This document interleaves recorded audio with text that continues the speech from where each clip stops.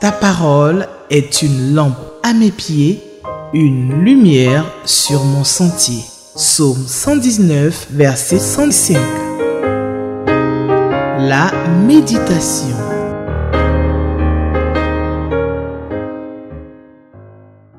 Téléspectateurs d'Espérance TV, je vous salue dans le nom de Jésus-Christ de Nazareth, notre Sauveur et notre Seigneur. Quelle joie de nous retrouver en ce jour du lundi 30 décembre 2024 à 48 heures de la nouvelle année. C'est une grande joie de savoir que Dieu a conduit nos pas depuis le 1er janvier jusqu'à cette date. Et nous voulons lui être infiniment reconnaissants. Et le texte que le lecteur de la Bible 2024 nous propose, c'est celui du psaume 89, les vers 1 à 19. Avant de pouvoir prier pour comprendre le texte, je voudrais nous rappeler encore une fois que le lecteur de la Bible 2025, le lecteur des cadets, est disponible au siège de la Ligue pour la lecture de la Bible à 2000 francs CFA. Ce lecteur permet à nos jeunes enfants d'avoir des textes bibliques, de les lire, de les comprendre dans un langage simple, accessible, qui leur donne de pouvoir mémoriser la parole de Dieu. Il y a aussi la jeunesse. Nous savons que la jeunesse est une frange de la population importante, d'ailleurs pour notre pays. C'est la frange la plus importante.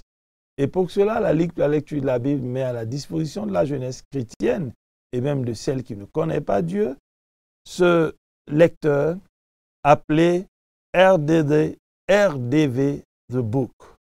365 jours pour méditer la parole de Dieu avec une portion de la Bible chaque jour. C'est un document important pour nous permettre de connaître davantage Dieu. Et enfin, le lecteur adulte, celui que nous utilisons pour nos méditations, le lecteur adulte 2025 est aussi disponible. Et ce lecteur, il est disponible au prix de 2500 francs CFA et les lecteurs cadets et juniors au prix de 2000 francs CFA chacun. Il est important que chacun de nous se procure le lecteur de la Bible afin d'entrer dans cette nouvelle année au pied du Seigneur, écoutant sa parole, méditant sa parole, recevant ses instructions pour cette nouvelle année. Il n'y a pas meilleur passage que d'être dans la présence de Dieu pour écouter cette parole qui est esprit et vie. Ne négligeons pas cela. Un seul achat pour toute une année, c'est donné et il faut le faire parce que la méditation de la parole de Dieu nous apporte la vie. Que vaut la vie? La vie, c'est Jésus-Christ de Nazareth. Procurons-nous donc nos lecteurs 2025. Revenons à notre texte de ce jour, lundi 30 décembre 2024, psaume 89, vers 1 à 19. Nous prions pour que Dieu qui en est l'auteur nous donne la compréhension de cette parole. Prions le Seigneur. Notre Dieu et notre Père, nous ne cesserons de te dire merci, toi qui nous as gardés tout au long de cette année.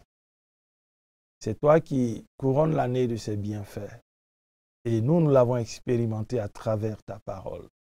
Cette parole que tu nous donnes de méditer et qui est une lampe à nos pieds et une lumière sur notre sentier. Merci de ce que tu nous donnes de la comprendre. Au nom de Jésus-Christ. Amen. Psaume 89, vers 1 à 19, c'est le texte de la méditation du lundi 30 décembre 2024. Nous faisons la lecture du texte. Je vais chanter à jamais les bontés de l'Éternel et proclamer d'âge en âge sa fidélité. En effet, je peux le dire, ta bonté est établie pour l'éternité. Dans les cieux, tu as ancré ta fidélité. Tu as déclaré, j'ai contracté une alliance avec mon élu. À David, mon serviteur, j'ai fait un serment. Je maintiens ta dynastie pour l'éternité et j'affermirai ton trône au siècle des siècles. Vers 6. Ô Éternel, les cieux chantent ton œuvre admirable. L'assemblée des saints célèbre ta fidélité. Qui dans le ciel est égal à toi, Éternel? Qui donc est semblable à toi? Qui parmi les dieux? Car c'est un Dieu redoutable, au conseil des saints, plus grand, plus impressionnant que ceux qui l'entourent. Qui, ô Éternel, ô Dieu des armées célestes, qui est puissant comme toi? Qui, ô Éternel, ta fidélité rayonne tout autour de toi. Vers 10. Oui, c'est toi seul qui maîtrises l'orgueil de la mer. Quand ces vagues se déchaînent, toi, tu les apaises. C'est toi qui as écrasé, transpercé l'Égypte, et c'est par ton bras puissant que tes ennemis ont été éparpillés de tous les côtés. À toi appartient le ciel et à toi la terre. Le monde et son contenu, tu les as fondés. Et le nord et le midi, tu les as créés. Le mont Tabor et l'Hermon, dans leur joie, t'acclament. Ton bras est armé de force, ta main est puissante et ta droite est exaltée. Vers 15. Les assises de ton trône sont justice et droit. L'amour et la vérité marchent devant toi. Oh, qu'il est heureux le peuple qui s'est acclamé. Éternel, à ta lumière, il peut cheminer. Il se réjouira sans cesse que tu sois son Dieu. Et c'est grâce à ta justice qu'il peut s'élever. Car c'est toi qui constitues l'éclat de sa force. Et c'est grâce à ta faveur que nous triomphons. Vers 19. À l'Éternel appartient notre protecteur. Notre roi est dans la main du Saint d'Israël. Amen. Psaume 89, vers 1 à 19, c'est le texte de la méditation du lundi 30 décembre 2024. Ce texte, qui appartient aux psaumes royaux, est une prière en faveur de la dynastie davidite. Dieu a promis à David le trône. Et Dieu a promis que le trône ne s'éloignerait plus de lui, de sa descendance, de sa lignée. Et le psalmiste, justement, est en train d'exalter cette dynastie davidite. Il est important, nos bien-aimés, de noter que le psalmiste donne dans ce texte, cette portion de texte, donne à chacun de nous de comprendre trois choses importantes. La première, c'est ce que Dieu est et ce qu'il fait. Le psalmiste exalte la fidélité de Dieu. Il exalte la bonté de Dieu qui est établie pour l'éternité. Oui, c'est le psalmiste qui nous dit que la fidélité de Dieu est un bouclier. Sa bonté est établie pour l'éternité. C'est pour cela que dans les cieux, Dieu a ancré sa fidélité. Cela montre que la fidélité de Dieu ne peut changer. Non. C'est d'ailleurs pour cela que Paul va le dire à Timothée. Quand nous sommes infidèles, lui demeure fidèle. Parce que sa fidélité trouve son ancrage dans les cieux. Quel Dieu merveilleux notre Dieu est. Oui, chers frères, chères sœurs, ne nous lassons pas d'exalter la fidélité de Dieu. Ne nous lassons pas de reconnaître la bonté de Dieu. Ne nous lassons pas de proclamer d'âge en âge sa fidélité. Notre Dieu est fidèle. Notre Dieu est fidèle. Cela le caractérise en propre, sa fidélité. Es-tu fidèle? Toi qui te réclames d'être l'enfant d'un Dieu qui est fidèle, as-tu hérité de ton Père la fidélité? Dieu attend de nous que nous soyons fidèles.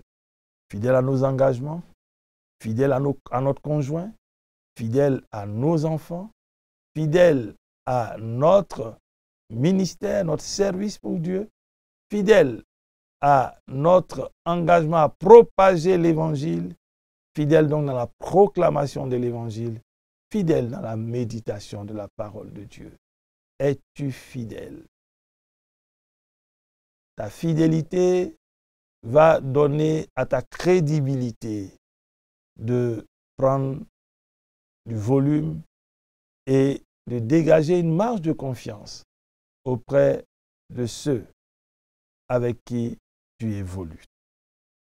À partir du vers 4 de notre texte, le psalmiste rappelle ce que Dieu a décidé de lui-même. Le serment qu'il a fait à David, son serviteur. Je maintiens ta dynastie, dit-il, pour l'éternité, et j'affermirai ton trône au siècle des siècles. Bénéficier d'un tel serment dont l'auteur est Dieu est un gage de succès. Chers frères, chères sœurs, chers téléspectateurs, donne l'opportunité à Dieu de prendre des engagements vis-à-vis de toi. Et c'est la qualité de ta vie qui peut amener Dieu à prendre de tels engagements. Oui, ton amour pour Dieu peut lui donner de prendre des engagements pour toi et pour ta descendance, c'est-à-dire ta lignée. L'Éternel, les cieux chantent ton œuvre admirable. L'assemblée des saints célèbre ta fidélité. Qui dans le ciel est égal à toi, Éternel? Qui est comparable à toi? Oui, le psalmiste, à partir du vers 6 jusqu'au vers 14, le psalmiste montre que notre Dieu est incomparable. Il y a des dieux sur cette terre. Il y a des personnes même qui se font passer pour des dieux. Des multitudes adorent de faux dieux. Tous ces dieux ne peuvent être comparés à notre Dieu. Parce que il est celui qui non seulement est impressionnant, il est redoutable, nous dit le psalmiste. Il est celui qui est puissant. Sa fidélité rayonne autour de lui. Il maîtrise l'orgueil de la mer, c'est-à-dire les vagues de la mer. C'est lui qui a limité leurs actions, qui a déterminé les limites même de la mer. Il est celui qui a écrasé l'Égypte. Le psalmiste rappelle encore la délivrance du peuple d'Israël. Par son bras puissant, il a dispersé ses ennemis. Il est celui qui a créé le ciel et la terre et ce que le ciel et la terre contiennent. Le psalmiste rappelle un peu ce que le psaume 24 nous rappelle: à l'Éternel la terre et ce qu'elle renferme, le monde et ce qu'il habite. Il a fondé sur les mers, il a affermi sur les fleuves. Voici autant de raisons qui montrent que ce Dieu ne peut être comparé aux autres dieux.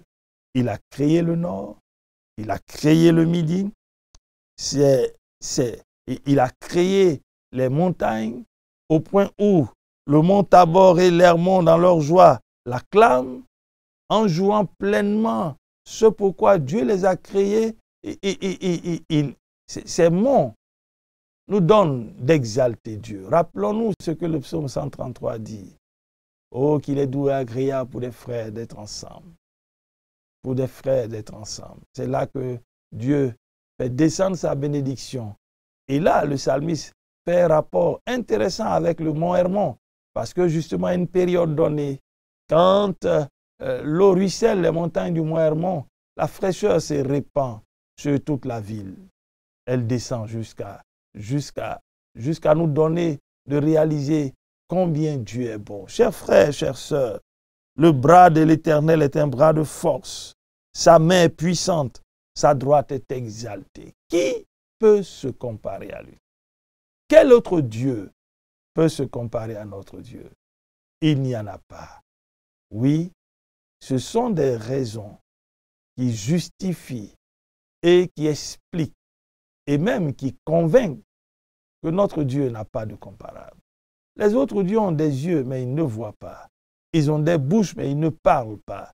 Ils ont des pieds, mais ils ne peuvent se déplacer. Ils sont portés par des hommes. Les autres dieux ont des oreilles, mais ils n'entendent pas.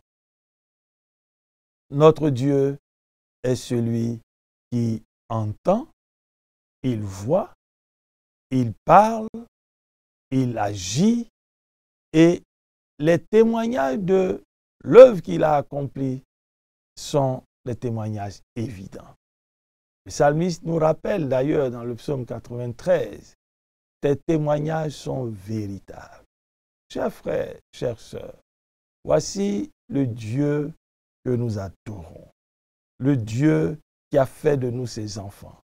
Oui, ne soyons pas avares en adoration, ne soyons pas avares en louange à ce Dieu-là. Il le mérite.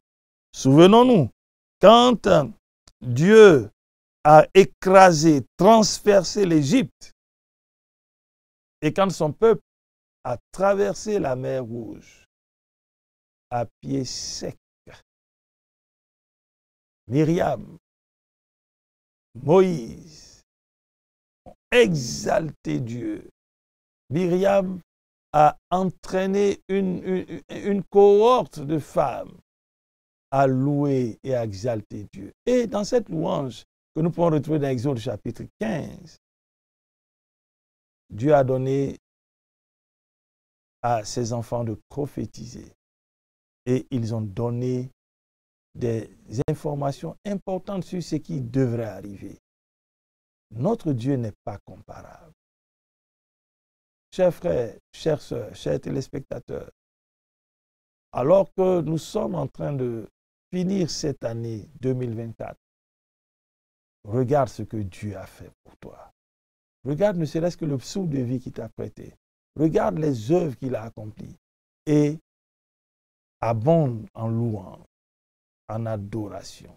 Oui, reconnais et proclame qu'il est incomparable.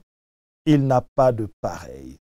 À partir du vers 15 jusqu'au vers 19, le psalmiste montre que notre Dieu est un Dieu qui fait des alliances. Il contracte des alliances.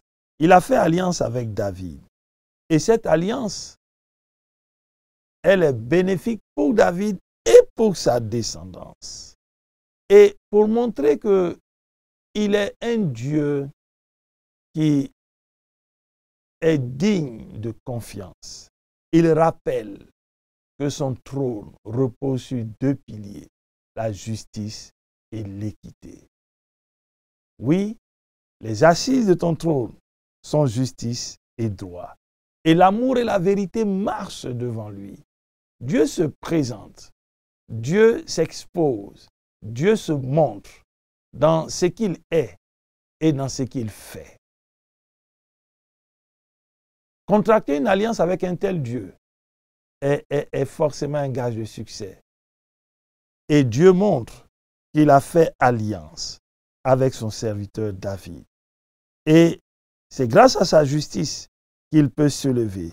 C'est lui qui constitue l'éclat de sa force. C'est grâce à sa faveur que nous triomphons.